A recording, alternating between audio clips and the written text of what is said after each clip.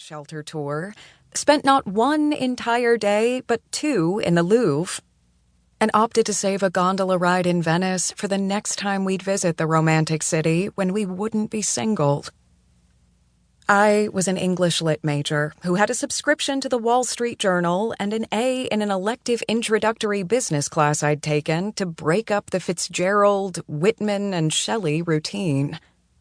Adam had studied business and marketing as an undergrad, and he devoured anything by John Irving, and was unashamedly open about his love for the Little House books. "They make me feel like I'm coming home," he said.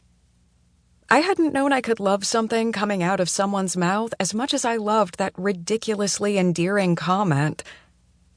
That is, until Adam told me those 3 little words. When he told me he'd found his match, that I was his one. I was the girl who loved sushi and couldn't handle hard liquor, often making really poor choices under the influence. He was the guy who knew how to make sushi and steered clear of anything harder than beer, wine, or champagne, because of an alcoholic uncle. I was the girl who loved to jog and was intimidated by driving any and all LA freeways despite having grown up in Pasadena. He was the guy who needed a jogging partner and had helped pay for college by couriering.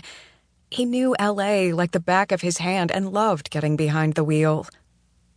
I was the girl who was interested in serious relationship material, wanted to call LA, or at least Southern California, my home, my little house, forever, and had aspirations of traveling to Beijing, learning French, and writing a novel. He was the guy who had never been into dating around, had been born and raised in Glendale and had no plans to leave sunny SoCal, and aspired to a life filled with travel, delicious food, and an abundance of love. And he liked my novel writing idea. As if it were written in the stars, Adam and I were a perfect match, a perfect complement to each other, filling each other's gaps, each being positive when the other was negative, fitting each other like that proverbial glove. As soon as I graduated from college, Adam and I moved in together, and our routines and lives melded together effortlessly. Our first place was a small 1-bedroom, first-floor apartment in a shabbier part of otherwise lovely Pasadena, complete with unreliable water pressure and a chronic ant problem. We shared Adam's barely hanging-on Acura he'd had since before there was a we, and we were happy. Blissfully happy. He'd pour me a bowl of cereal while I battled with the shower head. I'd stick to his travel coffee mug a Post-it with an XO or "You Sexy Thing" sentiment scrawled on it, while he fought the classic start the car battle. It was a beautiful and uncomplicated and true love, in every way possible. Upon completing his MBA, Adam landed a position at Disney, and after 2 years, he finally began to see the benefits of his long hours and dedication. He was promoted to marketing department team manager. I couldn't have been more proud. We jetted off for a short but memorable weekend in Sonoma to celebrate.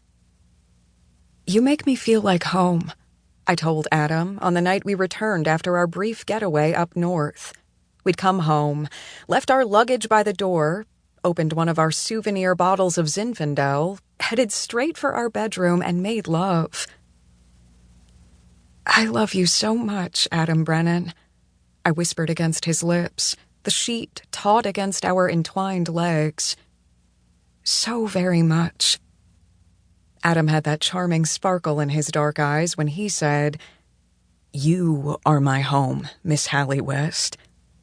He kissed the top of my bare shoulder. "I love you, to the moon and back." His fingers found their way to the base of my left shoulder blade, where he lightly traced my lone tattoo. My best friend, Marian and I had gotten them during spring break in Florida 1 year in college.